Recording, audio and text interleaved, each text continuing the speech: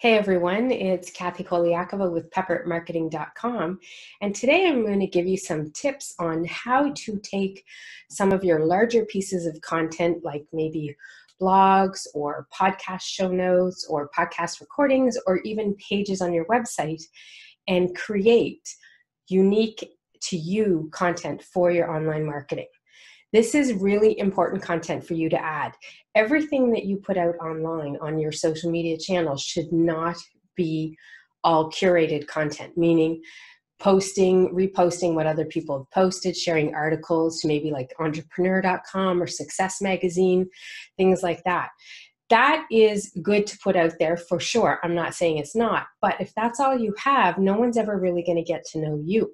So putting some of that unique to you content out there is really important. And I often find this is what people struggle with, is what can they do and how do they put it out there and how do they even write what they have, write what they want to say and take it from a website page or a blog post or a newsletter article, an email promotion, whatever it might be.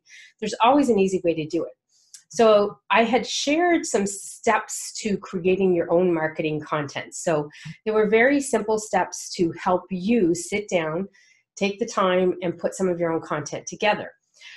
Even though you can get out there, like I said, you can buy content planners out there. We have one at peppermarketing.com that you can buy that gives you guides for what you should put out there every day of the year, sample posts to use, all of it.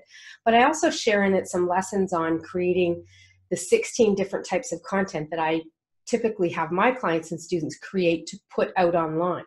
And the reason is because you just cannot simply use all of your content and have it all being what someone else has created. Some of it has to come from you. So as a quick review, the 7 easy steps were to block off time to write your content, to write with the end goal in mind. So these are going to be, in some cases, like little advertisements, and you have to get over that. But it is going to be the way it is sometimes, because you want to take your tip that you put out on social media or a post that you put out online, and in some cases you want them to click your link and go back to your website. So you do have to sort of think about the end goal when you're writing those pieces of content, and you have to sort of get away from the fact that it is kind of like advertising. You're just going to have to deal with that. I guess that would be my advice on that one. You want to be always thinking like your audience, putting yourself in your customer's shoes and your potential client's shoes and thinking, what would appeal to them? You want to keep it short and sweet. Use hashtags that fit the channel. So don't put 30 hashtags on a Facebook post. That's what you do on Instagram. So you want to make sure that you're keeping it out that way. And you want to use a variety of formats. You might want to have video. You might want to have text. You might want to have images. Some people do audio. There's lots of ways to mix it up. Definitely video is number one right now. But you should try to mix it up and put it out there, partly for your sanity, because putting only video out all the time for some people could be overwhelming. Putting only text out there for some people could be overwhelming. So having a good mix is really helpful. And then I always tell people, use a link shortener like Bitly, or if you have redirection tools in your website, if you have a WordPress site that you can create short links for things that you share all the time. So maybe it's a lead magnet that you have that you want to put out on a regular basis, not every day necessarily, but you might want to put it out there. So you want to have a short link created so that you could go look at the stats and track what's going on. Bitly is the easiest one to use. It's free. You can go set up a little short link so that when you're promoting your lead magnet all the time, you'll be able to see, is anybody clicking on it and getting your results? There are definitely more intense ways and integrated into your website ways and your email marketing systems, CRM systems, that you could do tracking of it. But if you're just starting out, one of the best ways is just use this Bitly, B-I-T-L-Y. It's a website. And sign up, set them up for ones that you use all the time. Maybe you want to promote a webinar. Maybe you want to promote a main page for your podcast. Maybe you want to promote a lead magnet. Those would all have a URL that's going to be staying the same. So create one out there for that page, and then you'll be able to track if somebody's clicking on it or not without signing up for a real high-end program that would do the same thing for you. So those are the quick 7 steps. And what I said I would show in that article on this video, which is what we're getting to now, is how to take some of your articles and information and turn them into a short and easy post for people to put out there. So I'm going to be looking at my computer here because I had a couple people that said we could use their websites for some posts. I have a client of mine that said we could do that with hers, and I'm going to show you some of mine. So I'm just going to be looking at the content on the website and then giving you some ideas on how you would write a short post on that. So one of these ones here, and thanks to Erica Leon for letting me use this one. She has, Erica is a dietitian, a specialist in eating disorders and body positivity, health at every size, and she's all about getting healthier without going on diets because they don't work. I learn a lot from working with my clients. So she has a blog post out titled Align Your Values and Just Say No to Diet Culture. So one of the things that you want to be doing with your online marketing is making sure that, yes, putting out new content is great. So having a blog post out there is fabulous, but you can't just rely on the fact that people are going to come and find it.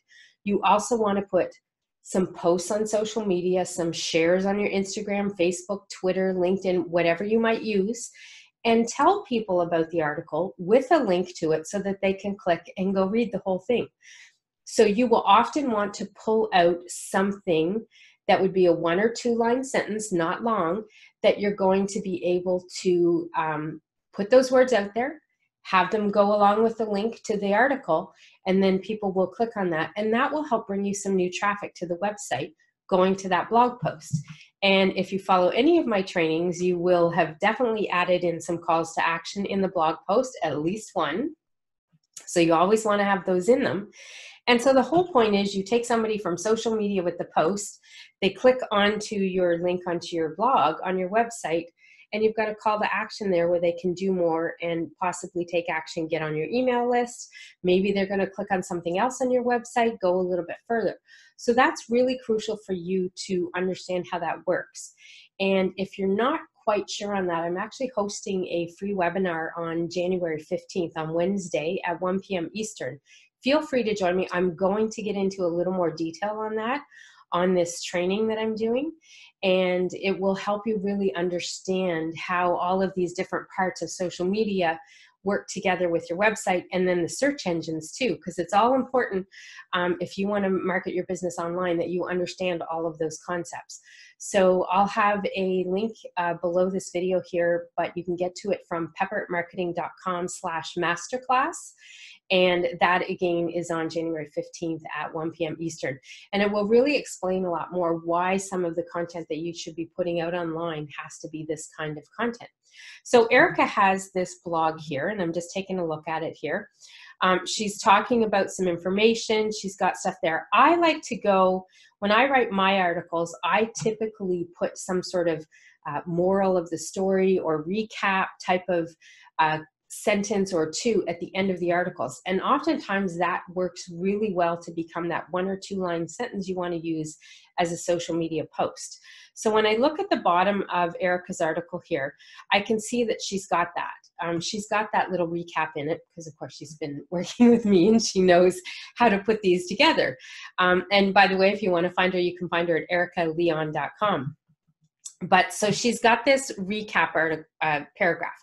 As you begin your new year with ideas in your head of a perfect body and a perfect world, ask yourself, do those thoughts align with my values? If not, stop and step back, do a check, put your values down. So she's got this little paragraph there, and it's really great because you can essentially copy some of those pieces out of it, turn it into a 1 or 2 sentence or line post, add the URL to the blog post, and that is some of your own unique to you content that you've created to go out online. So in this case, as I'm looking at her information here, I would say something like, and this would go for her, so it would be posted on hers, not mine. So we're just pretending this is her creating the content, so me giving her the ideas. As you begin your new year with ideas in your head of that perfect body in a perfect world, ask yourself, do these thoughts align with my values? Click here if you want to learn, and I'm going to go up to the title, how to align your values and just say no to diet culture and kick off the new year in a new way. Click here to read more. And you can add the click here to read more if you want to. I always like to try and encourage people to turn that around a little bit more. It shouldn't always say click here to read more. You know, if you want to learn more, read this article. This article shares some really good tips on how you can align your values and say no to diet culture. Click here to read the whole thing. There's another one. So I just sort of pulled that out of her title. So those are some simple ways to take the content that you have and turn it into some short posts. So those are one of the ones she has. She has another one up there, a real overview one, kind of what you would call her cornerstone content. It's called What is Intuitive Eating? So she explains that question, what it's all about. She details out, you know, what it is, how it helps people, and what it does. So again, if I look at that article, and when you're doing this for yourself, you just sort of remind yourself that you should always have some sort of recap at the end of any blog article that you put on your website. Podcast show notes pages are another one that are a good place to get this kind of information, because you've typically got tips and information. So when you look at that, look at some of the, I like to call them the recaps or the moral of the story, or the, now that you read this, you know this, here's what you should do next type of thing. So that's where you're going to get all of that kind of information from here. So when I look at this, now her What is Intuitive Eating one is a really big, you know, that's a main article that she wants to promote a lot more. I see she's got a lot of pins on Pinterest on that already. So when you look at that, you want to really explain a few things and then have that click, sort of that lead call to action, so people will click and click your link on your Facebook post. Or if you're posting this in Instagram, say it's going to be an Instagram story, then you might have to say, you know, click the link in my bio type of thing. But you always have that lead and that action piece, those action words that tell somebody, here's a tip, but if you want to learn more, you've got to click and read this article. So that's one of the types of things you have here. So looking at her What Intuitive Eating one is, I would probably say that the way that I would pull it out here is, I'm just sort of reading her information here, sorry. I would say trying to improve your health can be very difficult to go it alone and change your thinking and your eating habits. If you're wondering how people are using intuitive eating to make this happen, click here and I explain what intuitive eating is all about and how it can help you. And so she's got the click here and there, and at the end of it, we would put the link to it, and that would take people out there. So when you're looking at articles like that, that's one way of doing it. So whether it's your podcast show notes page, your blog article, that new weekly content, if you're hopefully doing weekly, that you're putting out on there online to get people back to your website, that's how I would go about and look at it, is sort of one or two lines. How can you give an overview of what this is about, how it would help somebody if they're going to read it, a little action step to click that link, and then the actual link. So that's how you would write and put that kind of content together. Now, there's other kinds of content that you would create as well. So for instance, I mentioned that I have a free webinar this week. So of course I've got posts out there going online about this free webinar. Now, oftentimes with a webinar or a lead magnet, you know, an opt-in page for an ebook download, whatever it might be, you're not going to have a lot of content on that page, but you have the content in your ebook. You have the content in what you're going to teach in the webinar. You have your content on the other side of it. And that's where you'll often go to get the information, to put together the social media posts, to put out there online with the link for people to go to it. So the masterclass, I'm just looking at the page here that I've got for that, is learn the 5 elements to include in your online marketing so that you get more clients. So one of the things that happens with social media is when you pull up a link, particularly on Facebook, people are going to see what you have on the SEO. So typically that's going to repeat the title, maybe the description on the SEO.